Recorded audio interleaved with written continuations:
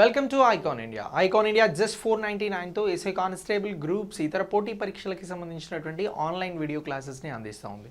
Classes మీకు కావాలి అని అనుకుంటే మీరు ఐకాన్ ఇండియా యాప్ని డౌన్లోడ్ చేసుకోండి. ప్లే స్టోర్ నుంచి మీరు క్లాసెస్ కోసం మీ నేమ్ని రిజిస్టర్ చేసుకోండి. ఇక మనం రెగ్యులర్గా అందిస్తున్నటువంటి కరెంట్ అఫైర్స్ తక్కువ టైంలో ఎక్కువ టాపిక్స్ కవర్ చేసేలాగా ఎగ్జామినేషన్లో మనకు ఎంతవరకు అవసరమో దాన్ని ఏ విధంగా అటెండ్ చేయాలి, క్వశ్చన్ వస్తే ఆన్సర్ని ఏ విధంగా చేయాలి అనేటువంటి కోణంలో ఇవ్వడం జరుగుతూ ఉంది. సో మరి మీకు ఇలా టీచ్ చేస్తున్నటువంటి ఈ కరెంట్ అఫైర్స్కి సంబంధించి very important topics national, international, regional point of వ్యూలో కవర్ చేయడం జరుగుతూ ఉంది. ఇవి మాత్రమే కాకుండా science and technology, sports, environmental issues, indexes, so ఇలా డిఫరెంట్ ఇష్యూస్ని కూడా కవర్ చేయడం జరుగుతూ ఉంది. సో ఇలా మీరు నేర్చుకుంటున్నటువంటి కరెంట్ అఫైర్స్కి సంబంధించి చెప్తున్నటువంటి ప్రతి టాపిక్ని నోట్ చేసుకోండి. వెరీ ఇంపార్టెంట్ టాపిక్స్ అని ఉంటున్నాం. మీరు ఫ్యూచర్లో రాయబోయేటువంటి ఎగ్జామ్స్కి సంబంధించి ఇవి 100% ఉపయోగపడతాయి. ఇక మనం ఈరోజు కరెంట్ అఫైర్స్కి సంబంధించి first national international point of వ్యూలో ఉన్నటువంటి ఇష్యూస్ పైన స్టార్ట్ చేసేద్దాం.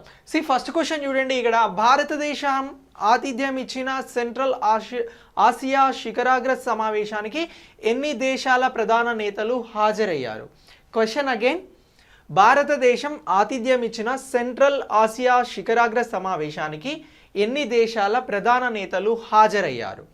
ఈ క్వశ్చన్ని మనం చూడాలి. ఇక్కడ సెంట్రల్ ఆసియా అని చెప్పేసి అంటా ఉన్నాం.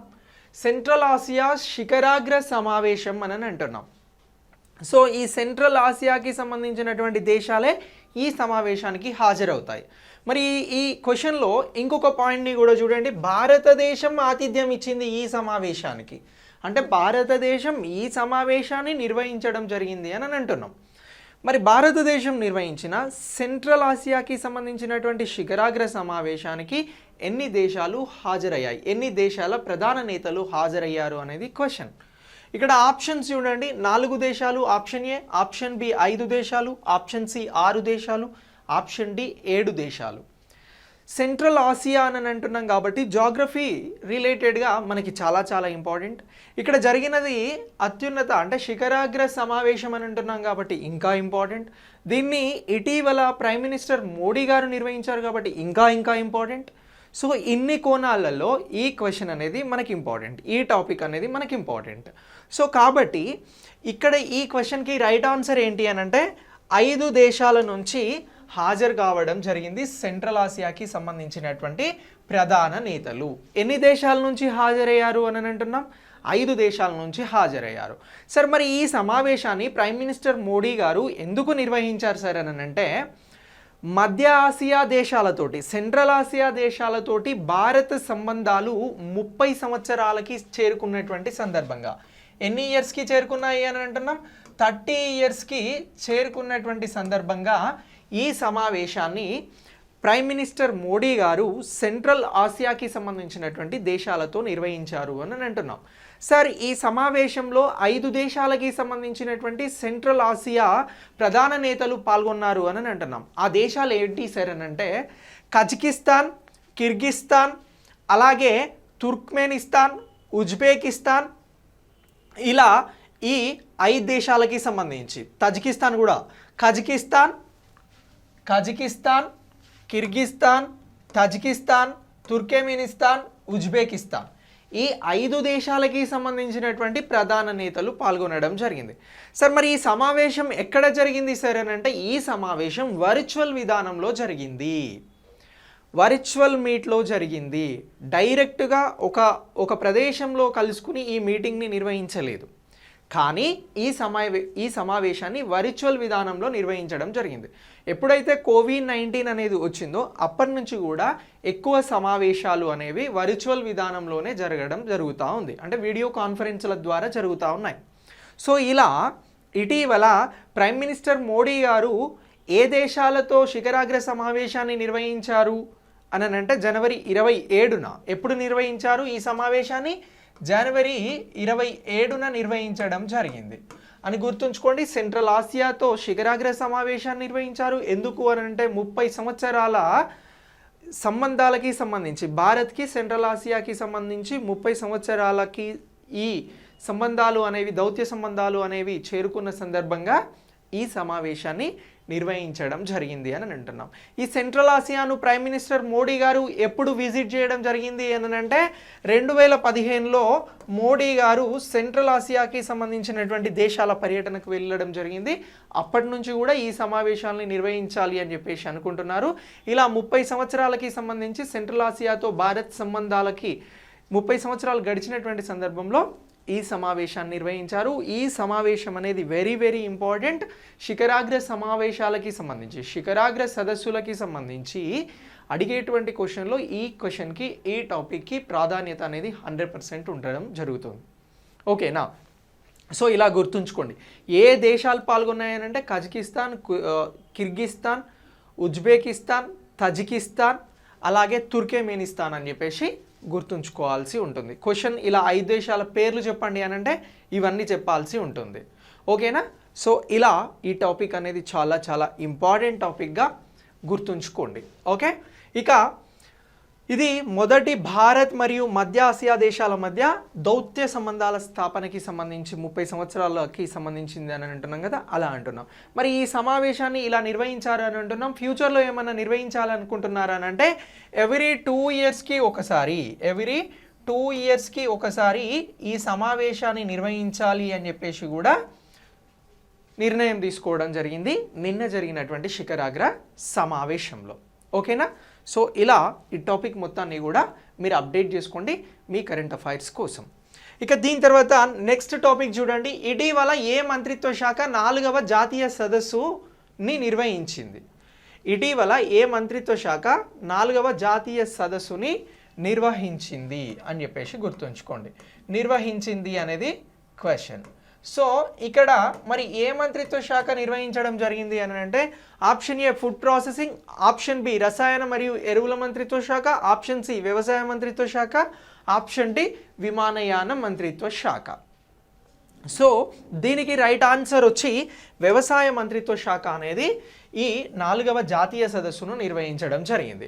2021-22 సంవత్సరం కోసం సమ్మర్ క్యాంపెయిన్స్కి సంబంధించి 4వ జాతీయ సదస్సును ఎవరు నిర్వహించారు అని అంటే వ్యవసాయ మంత్రిత్వ శాఖ అనేది నిర్వహించడం జరిగింది. ఇక ఐసీఏఆర్ అభివృద్ధి చేసినటువంటి కొత్త రకం విత్తనాలని కానీ అలాగే వీటిని ఉపయోగించే విషయంలో రాష్ట్రాలకి సంబంధించి కూడా శ్రద్ధ తీసుకోవాల్సినటువంటి అవసరం ఉంది అని చెప్పేసి ఎవరంటున్నారు అని అంటే కేంద్ర వ్యవసాయ శాఖ మంత్రి నరేంద్ర సింగ్ తోమర్ గారు అనడం జరుగుతూ ఉంది. ఇక రాష్ట్రాలు సేంద్రియ మరియు సహజ వ్యవసాయాన్ని ప్రోత్సహించాలి అని చెప్పేసి సూచించారు. ఇక కృషి విజ్ఞాన కేంద్రం మరియు అగ్రికల్చర్ టెక్నాలజీ మేనేజ్మెంట్ ఏజెన్సీ చిన్న రైతుల కోసం ఉమ్మడి శిక్షణ ఇవ్వాలి అని చెప్పేసి వ్యవసాయ మంత్రి సూచించడం జరిగింది. చిన్న రైతులకు ఎవరు శిక్షణ ఇవ్వాలి అని చెప్పేసి అంటున్నారు అని అంటే కృషి విజ్ఞాన కేంద్రం అలాగే అగ్రికల్చర్ టెక్నాలజీ మేనేజ్మెంట్ ఏజెన్సీ అనేది చిన్న రైతులకి ఏదైతే అవగాహన సదస్సులు ఉన్నాయో వాటిని నిర్వహించాలి అని చెప్పేసి వ్యవసాయ మంత్రి నరేంద్ర సింగ్ తోమర్ గారు ఇటీవల జరిగినటువంటి 4వ వ్యవసాయ జాతీయ సదస్సులో సూచించడం జరిగింది. సో ఇలా ఈ అంశాన్ని కూడా మీరు అప్డేట్ చేసుకోండి కరెంట్ అఫైర్స్ పాయింట్ ఆఫ్ వ్యూలో. నెక్స్ట్ క్వశ్చన్ చూడండి. మేజర్ ఎకనామిక్ ఫోరం యొక్క వర్చువల్ మినిస్టీరియల్ మీటింగ్లో ఏ మంత్రి పాల్గొన్నారు? అసలు మనకి ఫస్ట్ ఇక్కడ క్వశ్చన్ ఏంటి? మేజర్ ఎకానమీ ఫోరం అని అంటే తెలియాలి, ఇది దేనికి సంబంధించింది అనేది తెలియాలి. సో ఇది వర్చువల్ మినిస్టీరియల్ మీటింగ్ని కండక్ట్ చేయడం జరిగింది. ఈ సమావేశంలో ఎవరు పాల్గొన్నారు అని చెప్పేసి మనం క్వశ్చన్ అడుగుతున్నాం. ఈ టాపిక్ వచ్చి ఆప్షన్ ఏ పీయూష్ గోయల్ అని అంటున్నాం, option B Bhupender Yadav, option C Jitendra Singh, option D Dharmendra Pradhan. ఇందులో ఎవరు ఈ సమావేశంలో పాల్గొనడం జరిగింది మేజర్ ఎకానమీ ఫోరంకి సంబంధించి అని అంటే భూపేందర్ యాదవ్ గారు పాల్గొనడం జరిగింది. ఈయన పర్యావరణం మరియు వాతావరణ మార్పులకి సంబంధించినటువంటి మంత్రిగా ఉన్నారు. సో ఏదైతే వాతావరణ మార్పుల కోసం యుఎస్ ప్రత్యేక ప్రతినిధి జాన్ కెరీ ఆధ్వర్యంలో 27 జనవరి 2022న మేజర్ ఎకానమీ ఫోరం సమావేశం అనేది జరిగింది. ఏంటి? Major economy forum MEF virtual ministerial meeting అనేది జరిగింది. ఇది ఎవరి ఆధ్వర్యంలో జరిగింది అని అంటున్నాం? యునైటెడ్ స్టేట్స్కి సంబంధించినటువంటి జాన్ కెర్రీ ఆధ్వర్యంలో జరిగింది. ఓకేనా? సో మరి ఈ సమావేశంలో ఎవరు పాల్గొన్నారు అని అన్నాం? ఆప్షన్ బిగా చెప్పినటువంటి భూపేందర్ యాదవ్ గారు పాల్గొనడం జరిగింది. ఇక కాన్ఫరెన్స్ ఆఫ్ పార్టీస్ గ్లాస్గోలో జరగడం జరిగింది 26వ సమావేశం. ప్యారిస్ అగ్రిమెంట్ రూల్ బుక్కి సంబంధించినటువంటి అత్యుత్తమ విషయాలకి సంబంధించి, అలాగే నెక్స్ట్ ఈ ఇయర్ జరగబోయేటువంటి 2022లో జరగబోయేటువంటి 21 నవంబర్లో కాన్ఫరెన్స్ ఆఫ్ పార్టీస్ 26 సమావేశం జరిగింది. కాన్ఫరెన్స్ ఆఫ్ పార్టీస్కి సంబంధించి వాతావరణ మార్పులపైన 27th సమావేశం మళ్ళీ 2022లో జరగబోతుంది. సో 2022లో 21లో ఎక్కడ జరిగింది అంటే గ్లాస్గోలో జరిగింది సమావేశం. 26వ సమావేశం, 27వ సమావేశం ఇంకా జరగబోతుంది. సో ఇలా వాతావరణ చర్య యొక్క వేగాన్ని కొనసాగించడానికి నిరంతర నిబద్ధత కోసం ఈ సమావేశాలు అనేవి నిర్వహిస్తూ ఉన్నారు. ఇక కాన్ఫరెన్స్ ఆఫ్ పార్టీస్ 26 ఫలితాలపైన నిర్మాణ ప్రయత్నాలను మరింత కొనసాగించడానికి కలిసి పనిచేస్తాము అని చెప్పేసి వర్చువల్ మినిస్టీరియల్ సమావేశంలో పాల్గొన్నటువంటి భూపేందర్ యాదవ్ గారు చెప్పడం జరిగింది. సో ఓకేనా. సో ఇలా కేంద్ర మంత్రి పాల్గొనేటువంటి సమావేశం, ఇంటర్నేషనల్ వైడ్గా ఉన్నటువంటి పర్యావరణ మంత్రులకి సంబంధించి ఈ సమావేశంలో పాల్గొనడం జరిగింది. వాతావరణ మార్పులకి సంబంధించి ఉన్నటువంటి కాన్సెప్ట్ కాబట్టి సైన్స్ పాయింట్ ఆఫ్ వ్యూలో కూడా ఇది చాలా చాలా ఇంపార్టెంట్. ఎన్విరాన్మెంట్ పాయింట్ ఆఫ్ వ్యూలో very very important. International point of వ్యూలో ఇంకా ఇంపార్టెంట్. సో ఇలా ఈ టాపిక్ని మీరు అప్డేట్ చేసుకోండి. Next question, central board of indirect taxes and అంతర్జాతీయ కస్టమ్స్ డే ఎప్పుడు నిర్వహిస్తూ ఉన్నారు? ఇంటర్నేషనల్ కస్టమ్స్ డే అని అంటున్నాం. దీనిని ఎప్పుడు నిర్వహించడం జరుగుతూ ఉంది, ఏ తేదీన అంటే జనవరి 24, జనవరి 25, జనవరి 26, జనవరి 27. ఇంటర్నేషనల్ కస్టమ్స్ డే అనేది జనవరి 27న నిర్వహించడం జరుగుతూ ఉంది. ఎప్పుడు? జనవరి 27న ఇంటర్నేషనల్ కస్టమ్స్ డే అని చెప్పేసి గుర్తుంచుకోండి. ఇక central board of indirect taxes and customs international customs day 2022ను జనవరి 27న జరుపుకుంటున్నారు. ప్రపంచ customs organisation, world custom organisation అనేది ఒకటి ఉంది. ఇది ఈ సంవత్సరం థీమ్ని ఏం తీసుకొచ్చింది అని అంటే scaling up customs digital transformation by embarrassing A data culture and building and ecosystem అనేటువంటి థీమ్ని తీసుకురావడం జరిగింది. సో ఇంటర్నేషనల్ కస్టమ్స్ డేకి సంబంధించినటువంటి థీమ్ ఏంటి అని అంటే దీనిని గుర్తుంచుకోవాలి. Scaling up customs digital transformation by embarrassing A data culture and building and data ecosystem అని చెప్పేసి గుర్తుంచుకుంటే మీరు థీమ్కి ఆన్సర్ చేసిన వారు అవుతారు. సో ఇంటర్నేషనల్ డేస్కి సంబంధించి కానీ నేషనల్ డేస్కి సంబంధించినటువంటి డేట్స్తో పాటు థీమ్స్ని కూడా మనం చాలా చాలా బాగా గుర్తుంచుకోవాల్సి ఉంటుంది. ఇప్పుడు చెప్పండి, ఇంటర్నేషనల్ కస్టమ్స్ డే ఎప్పుడు అని అంటున్నాం? జనవరి 27. ఓకేనా. సో ఇలా దీన్ని గుర్తుంచుకోండి. ఇక దీని తర్వాత నెక్స్ట్ టాపిక్ చూడండి, స్వచ్ఛత స్టార్టప్ ఛాలెంజ్ని ఎవరు ప్రారంభించారు? స్వచ్ఛత అనేటువంటి కాన్సెప్ట్ అనేది, ఈ స్వచ్ఛతకి సంబంధించినటువంటి స్కీమ్స్ అనేవి మనకు ఎగ్జామినేషన్ పాయింట్ ఆఫ్ వ్యూలో చాలా చాలా ఇంపార్టెంట్. ఓకేనా. ఇప్పుడు స్వచ్ఛత స్టార్టప్ ఛాలెంజ్ని ఎవరు ప్రారంభించారు అని అంటున్నాం. లేటెస్ట్ అప్డేట్, లేటెస్ట్ ఇష్యూ కాబట్టి మనం కరెంట్ అఫైర్స్లో దీన్ని గుర్తుంచుకోవాలి, నేర్చుకుని పెట్టుకోవాలి. హౌసింగ్ అర్బన్ అఫైర్స్ మంత్రిత్వ శాఖ, పరిశ్రమ మరియు అంతర్గత వాణిజ్య ప్రమోషన్ విభాగం, ఫ్రాంచైజ్ డి డెవలప్మెంట్ పైవన్నీ. సో ఎవరు ఈ స్వచ్ఛత స్టార్టప్ ఛాలెంజ్ని ప్రారంభించారు అని అంటే option D is the right answer. అందరూ కలిసి option A, option B, option సిలో ఉన్నటువంటి అందరూ కలిసి ఈ స్వచ్ఛత స్టార్టప్కి సంబంధించినటువంటి దానిని ప్రారంభించడం జరిగింది. స్వచ్ఛత స్టార్టప్ ఛాలెంజ్ని ప్రారంభించడం జరిగింది. హౌసింగ్ అండ్ అర్బన్ ఫైనాన్స్ మంత్రిత్వ శాఖ, MOHUA, భారత ప్రభుత్వం మరియు పరిశ్రమలు అంతర్గత వాణిజ్య ప్రమోషన్స్ విభాగం, DPIIT మరియు ఏజెన్సీగా ఉన్నటువంటి ఫ్రాంచైజ్ డి డెవలప్మెంట్ భాగస్వామ్యంతో స్వచ్ఛత స్టార్టప్ ఛాలెంజ్ అనేది ప్రారంభించబడడం జరిగింది. ఇది ఏం చేస్తుంది అంటే పారిశుద్ధ్యం మరియు వ్యర్థ పదార్థాల నిర్వహణ రంగంలో వృత్ప్రేరక పరివర్తనకు సంబంధించి ఈ ఛాలెంజ్ అనేది ఉపయోగపడుతుంది అని అంటున్నాం. ఇక భారతదేశం 70% యూనికార్న్లతో స్టార్టప్స్తో 1 బిలియన్ విలువ దాటింది. ఇది ప్రపంచంలోనే అగ్రగామిగా ఉంది అని అంటున్నాం. టాప్ 5 ర్యాంకింగ్లో ఉంది. ఐ థింక్ ఇది లాస్ట్ క్లాస్లో చెప్పడం జరిగింది. థర్డ్ ర్యాంక్లో ఉంది. ఇంక ఇప్పుడు ప్రపంచంలోనే అగ్రగామిగా మారింది అని చెప్పేసి అంటా ఉన్నాం స్టార్టప్స్కి సంబంధించి. Okay right. ఇక దీని తర్వాత నెక్స్ట్ క్వశ్చన్ చూడండి, భారత్ ఏ దేశంతో దౌత్య సంబంధాలు ఏర్పడి 30 ఏళ్ళు అవుతున్న సందర్భంగా స్మారక చిహ్నంని ఆవిష్కరించింది? Very very important question. International point of వ్యూలో దౌత్య సంబంధాలకి సంబంధించి so option A Japan, option B Russia, option C Israel, option D Germany. So ఏ దేశంతో దౌత్య సంబంధాల సందర్భంగా అనంటే option C Israel is the right answer అని అంటున్నాం. సో ఎలా అనంటే ఇజ్రాయెల్ని దేశంగా భారత్ ఎప్పుడు గుర్తించింది అని అంటే 1950లోనే గుర్తించడం జరిగింది. కానీ ఇజ్రాయెల్తో దౌత్య సంబంధాలకి సంబంధించి అధికారికంగా ఎప్పుడు ప్రారంభమయ్యాయి అని అంటే 1992 జనవరి 29న ప్రారంభం కావడం జరిగింది. అలా 1992 నుంచి ఈ 2022 వరకు ఎన్ని సంవత్సరాలు అవుతుంది అని అంటే రేపటితో 30 సంవత్సరాలు అవుతుంది. సో ఈ సందర్భంగా ఇజ్రాయెల్తో కలిసి భారత్ ఒక లోగోను ఆవిష్కరించింది. సో అలా ఈ టాపిక్ అనేది మనకు చాలా చాలా ఇంపార్టెంట్. ఇక స్టార్ ఆఫ్ డేవిడ్ ఇది ఇజ్రాయెల్కి సంబంధించింది, అశోక్ చక్ర అనేది మన భారతదేశానికి సంబంధించింది. ఈ రెండు లోగోల్ని మర్జ్ చేస్తూ ఒక లోగోని ఆవిష్కరించడం జరిగింది ఇజ్రాయెల్ అండ్ భారత్. సో ఇక భారత్ అనేది ఇజ్రాయెల్కి సంబంధించి వాణిజ్య భాగస్వామిగా ఆసియాలో 3వ దేశంగా ఉంది, ప్రపంచంలో 7వ దేశంగా ఉంది. ఇవన్నీ కూడా ఇజ్రాయెల్కి భారత్కి సంబంధించినటువంటి ఇంపార్టెంట్ టాపిక్స్గా, దౌత్య సంబంధాలకి సంబంధించి అధికారికంగా మొదలై 30 సంవత్సరాలైనటువంటి సందర్భంగా ఈ రెండు దేశాలు కలిసి లోగోని ఆవిష్కరించాయి. రెండు దేశాలకి సంబంధించినటువంటి లోగోస్తో కలిపి అని చెప్పేసి గుర్తుంచుకుంటే సరిపోతుంది.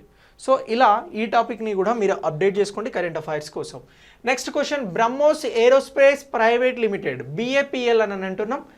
ఇది DRDAకి అనుబంధంగా ఉన్నటువంటిది. సో ఏ దేశంకి shore based anti ship missile సిస్టమ్ని సరఫరా చేయడానికి ఒప్పందం చేసుకుంది అని అంటున్నాం. So option A Philippines, option B Indonesia, option C Malaysia, option D Myanmar. ఏ దేశంతో ఈ బ్రహ్మోస్ ఏరోస్పేస్ ప్రైవేట్ లిమిటెడ్ అనేది ఒప్పందం చేసుకుంది? దేని సరఫరా కోసం అనంటే shore based anti ship missile systems కోసం అనంటే ఇది రైట్ ఆన్సర్ వచ్చి ఫిలిప్పీన్స్. సో ఫిలిప్పీన్స్ దేశంతో బ్రహ్మోస్కి సంబంధించినటువంటి ఏరోస్పేస్ ప్రైవేట్ లిమిటెడ్ అనేది ఒప్పందం చేసుకోవడం జరిగింది. సో ఈ ఒప్పందం ప్రకారం రిపబ్లిక్ ఆఫ్ ఫిలిప్పీన్స్ జాతీయ రక్షణ విభాగంతో ఈ ఒప్పందం ఉండబోతుంది. ఇక defence research and development organisation అని అంటాం కదా, అదే DRDO అని అంటాం. సో ఈ DRDOకి అనుబంధంగా ఉన్నటువంటి సంస్థే దానికి సంబంధించిన బ్రహ్మోస్ ఏరోస్పేస్ ప్రైవేట్ లిమిటెడ్ అని అంటున్నాం. ఇక బాధ్యతాయుతమైనటువంటి రక్షణ ఎగుమతులని ప్రోత్సహించేటువంటి భారత ప్రభుత్వ విధానానికి ఈ ఒప్పందం అనేది కొంత బూస్టప్ని ఇవ్వబోతుంది అని చెప్పేసి కూడా చెప్పడం జరుగుతూ ఉంది. రక్షణ ఉత్పత్తులను పెంచుకోవాలి అని అనుకుంటుంది. భారత్ రక్షణ ఎక్స్పోర్ట్స్కి అంటే డిఫెన్స్ ఎక్స్పోర్ట్స్ని ఎక్కువగా చేయాలి అని అనుకుంటుంది. దానికి ఇప్పుడు జరిగినటువంటి ఫిలిప్పీన్స్తో జరిగినటువంటి ఈ ఒప్పందం అనేది చాలా చాలా ప్రోత్సాహకాన్ని ఇస్తుంది అని అంటున్నారు. నెక్స్ట్, బీటింగ్ ది రిట్రీట్ 2022లో ఏవి ప్రత్యేక ఆకర్షణగా నిల్వనున్నాయి? సో బీటింగ్ ది రిట్రీట్ అని అంటే తెలియాలి ఫస్ట్ మనకి. దీనికి సంబంధించి ప్రత్యేక ఆకర్షణగా ఏవి నిల్వనున్నాయి? సరే, ఒకసారి మీరు ఆన్సర్ని గెస్ చేసే ప్రయత్నం చేయండి. ఆప్షన్ ఏ యుద్ధ విమానాలు, option B drones, option C సైనికుల పరేడ్, ఆప్షన్ డి యుద్ధ ట్యాంకర్స్. ఏవి అని అంటే దీనికి సంబంధించిన right answer B is the right answer, drones అండి. సో రాష్ట్రపతి రామ్నాథ్ కోవింద్ చేతుల మీదుగా జరగనున్నటువంటి 2022 బీటింగ్ ది రిట్రీట్ ఎవరి ఆధ్వర్యంలో జరగబోతుంది ఈ కార్యక్రమం అని అంటే రాష్ట్రపతి గారి ఆధ్వర్యం, రామ్నాథ్ కోవింద్ గారి ఆధ్వర్యంలో జరగబోతుంది. ఇక మేక్ ఇన్ ఇండియాకి సంబంధించి 1000 డ్రోన్ల ప్రదర్శన అండి. ఇది బీటింగ్ ది రిట్రీట్ అనేది మేక్ ఇన్ ఇండియాలో భాగంగా తయారు చేసినటువంటి 1000 డ్రోన్లతో నిర్వహిస్తున్నటువంటి ప్రదర్శన. ఎందుకు నిర్వహిస్తున్నారయ్యా ఈ ప్రదర్శనను అని అంటే భారతదేశానికి స్వతంత్రం వచ్చి 75 సంవత్సరాలు అవుతున్నటువంటి సందర్భంగా భారతదేశానికి సంబంధించి ఈ 75 సంవత్సరాల కార్యక్రమానికి సంబంధించి ఏం నిర్వహిస్తున్నారు అని అంటే ఆజాద్ కా అమృత్ మహోత్సవం అనేది నిర్వహించడం జరుగుతూ ఉంది. సో ఈ 75 సంవత్సరాల స్వతంత్రానికి భారతదేశం చేరుకుంటున్నటువంటి సందర్భంగా 1 సంవత్సర కాలం పాటు వివిధ వినూత్న కార్యక్రమాలని నిర్వహించబోతున్నారు.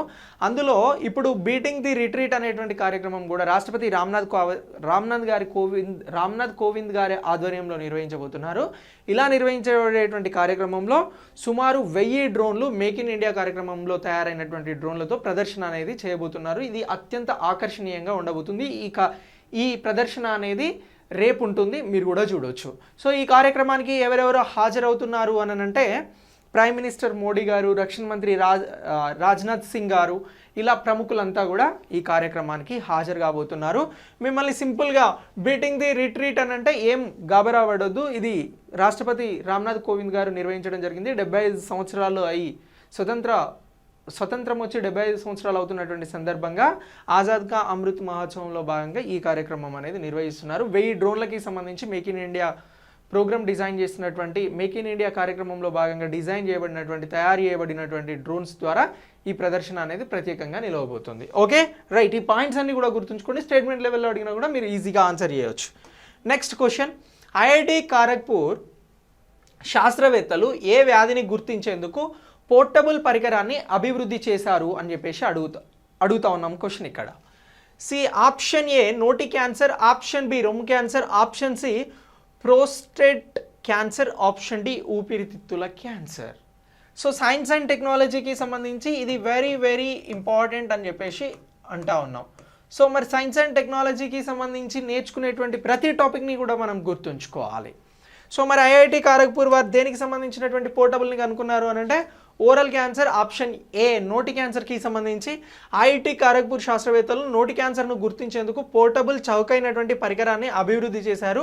కొత్త సాంకేతిక కమ్యూనిటీ హెల్త్ సెంటర్లలో కూడా వైద్యునికి మొదటి దశలోనే పేషెంట్గా వచ్చినటువంటి వారి పరిస్థితి ఎలా ఉంది అని చెప్పేసి ఈ పరికరం ద్వారా తెలుసుకోవడానికి అవకాశం ఉంది ప్రాథమిక దశలోనే. ఇది దేనికి సంబంధించి అని అంటున్నాం, నోటి క్యాన్సర్కి సంబంధించి ఉన్నటువంటి పరికరాన్ని పోర్టబుల్ని కనుగొనడం జరిగింది. ఎవరు అని అంటే ఐఐటి ఖరగ్పూర్. ఈ అన్ని పాయింట్స్ గుర్తుంచుకోండి, క్వశ్చన్ ఎలా అడిగినా మీరు ఆన్సర్ చేయవచ్చు.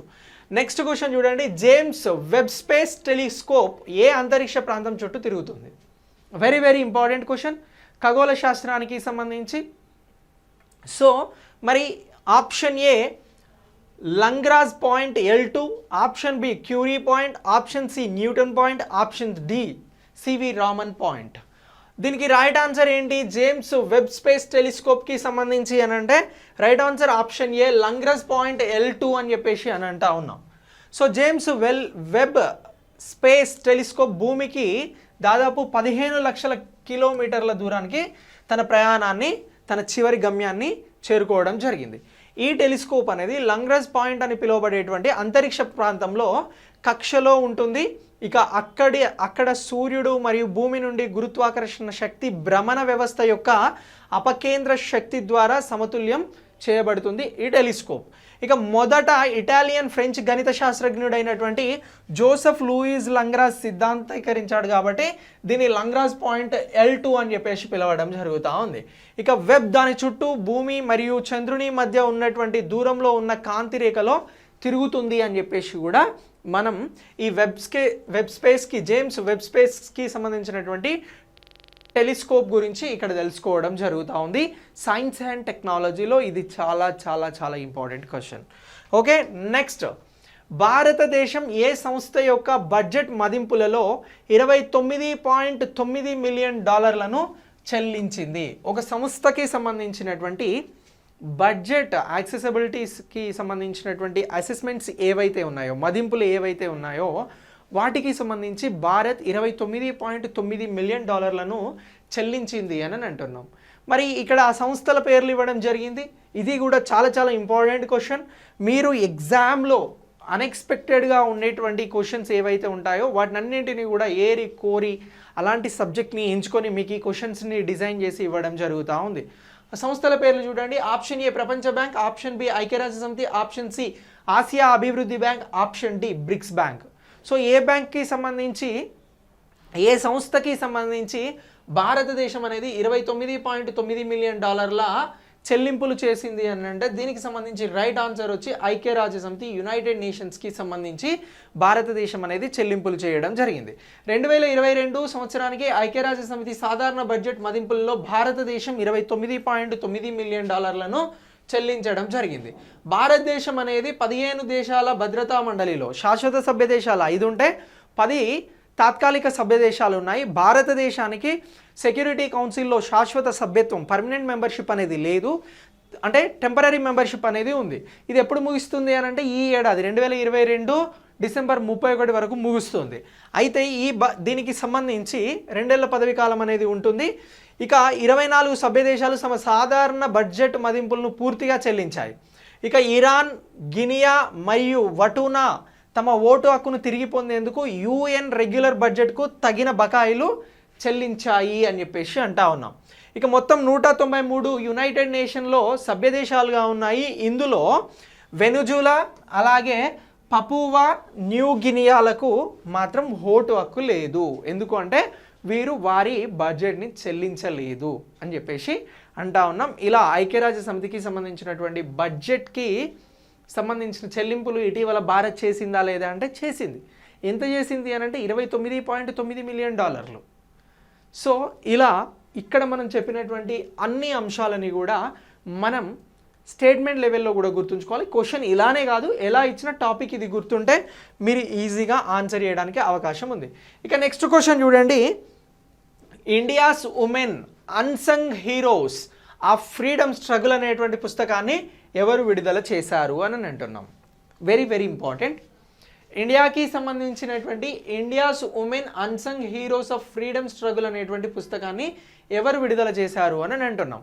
Option A Kishan Reddy, option B Nirmala Sitharaman, option C Smriti Irani, option D Meenakshi Lekhi. దీనికి రైట్ ఆన్సర్ ఏంటంటే మీనాక్షి లేఖి గారు. ఈమె సాంస్కృతిక మంత్రిత్వ శాఖకి సంబంధించినటువంటి సహాయ మంత్రిగా ఉన్నారు.